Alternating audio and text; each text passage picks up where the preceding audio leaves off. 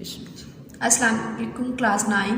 Today's our topic is transport in human being. इससे पहले इस चैप्टर में आपने प्लांट्स का पोर्शन पढ़ा है, किस तरह उसमें फूड की वाटर की मूवमेंट होती है, किस तरह से एक्स्ट्रा वाटर जो है प्लांट बॉडी से रिमूव किया जाता है। Now we will learn about human beings. Like other higher animals, the task of transport of different material in human body is performed by the two systems.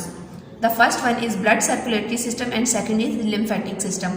Blood circulate human higher animals की body में जो चीज़ों की transport होती है वो उसके लिए टू सिस्टम यूज़ किए जाते हैं। The first one is blood circulatory system and second is lymphatic system. Blood circulatory system के बारे में हम यहाँ डिटेल में पढ़ेंगे, लेकिन लिम्फेटिक सिस्टम के बारे में आपको थोड़ा सा बता देती हूँ। Lymphatic system are the tubes present in your body. ये जो है ड्रेन कलेक्टिंग ट्यूब्स होती हैं। अगर एक्स्ट्रा सेलुलर टिश्यूज़ या एक्स्ट्रा सेलुलर मटेरियल जो है वो आपके ब्लड वेसल्स में हो तो वह लिम्फ नोड के जरिए जो है वो लिम्फेटिक वेसल्स में डाल दिया जाता है और वहाँ से आपकी बॉडी से रिमूव कर दिया जाता है। That maybe toxins. These two systems are well coordinated and associated with each other. ये इन दोनों के जो लिम्फेटिक सिस्टम और ब्लड सर्कुलेटरी सिस्टम है ये एक दूसरे से कोऑर्डिनेशन में और एसोसिएटेड रहते हैं। इनकी वेसल्स जो है एक दूसरे से करीब करीब रहती हैं, एक दूसरे के साथ साथ चलती हैं। Here we will go into the details of the human blood circulatory system. Like other vertebrate humans have a close blood circulatory system. Close mean कि आपका जो ब्लड है वो आपकी ब्लड वेसल्स में फ्लो करता है, आर्टरीज में, वेन्स में और कैपिलरीज में। आपके ओपन सर्कुलेटरी सिस्टम जिन एनिमल्स का होता है उनमें वेसल्स नहीं होती, उनमें वेन्स आर्टरीज नहीं होती, बल्कि उनका जो ब्लड है वो उनकी बॉडी में खुला यानी ऑर्गन्स के साथ साथ चलता है, उसको कोई उनका पाथ नहीं होते specific. The main component human blood circulatory system are blood, heart and blood vessels. Blood is a specialised body fluid और ब्लड जो है वो कनेक्टिव टिश्यू भी है। Is a connective tissue that is composed of a liquid called blood plasma and blood cells. यानी blood में दो चीजें मेन होती हैं, एक liquid called blood plasma and second one is blood cells. The weight of blood in our body is about 1/12 of our body। यानी आपकी body के 1/12 पार्ट जो होता है वो आपके ब्लड का वेट होता है। नॉर्मली एक एवरेज एडल्ट का जो ब्लड का वेट होता है वो 5 लीटर ऑफ अ ब्लड। यानी उसका 5 लीटर ऑफ ब्लड जो है ये एक नॉर्मल एक एवरेज एडल्ट में जो इतना ब्लड हो सकता है। इन healthy person plasma constitute about 45%। यानी जो लिक्विड होता है वो 45% by volume of the blood and cell-like bodies are 45% by the volume of the blood, 45% blood cells or 55% plasma. How we can separate, how plasma is separated from the blood? Blood is taken from an artery and an anticoagulant chemical test inhibit blood clotting is mixed in it. After about 5 minutes plasma separates from the blood cells which settle down।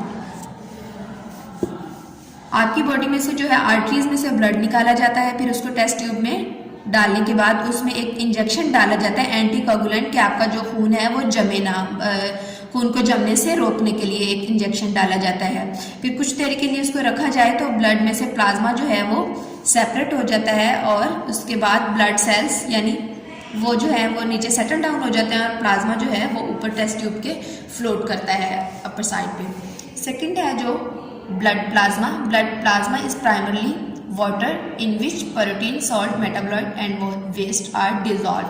Blood plasma में actually क्या चीज़ें होती हैं? Water के अलावा proteins होती हैं, salts होते हैं, मेटाबोलाइट्स होते हैं और बहुत सारी वेस्ट प्रोडक्ट्स भी होती हैं। Water constitute about 90 to 92%। 90% जो है आपके प्लाज्मा में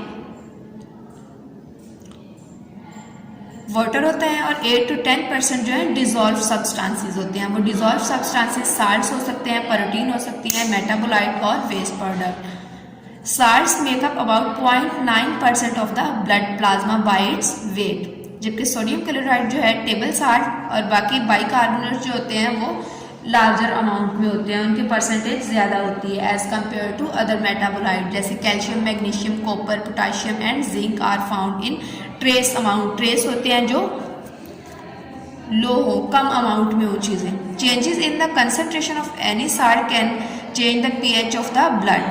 ब्लड की जो नॉर्मल पीएच है बेटा जी वो 7.4 है, लेकिन इनमें से कोई भी मेटाबोलाइट कोई साल्ट जो है वो थोड़ा बहुत उनकी परसेंटेज अगर पॉइंट्स में भी चेंज होती है तो आपके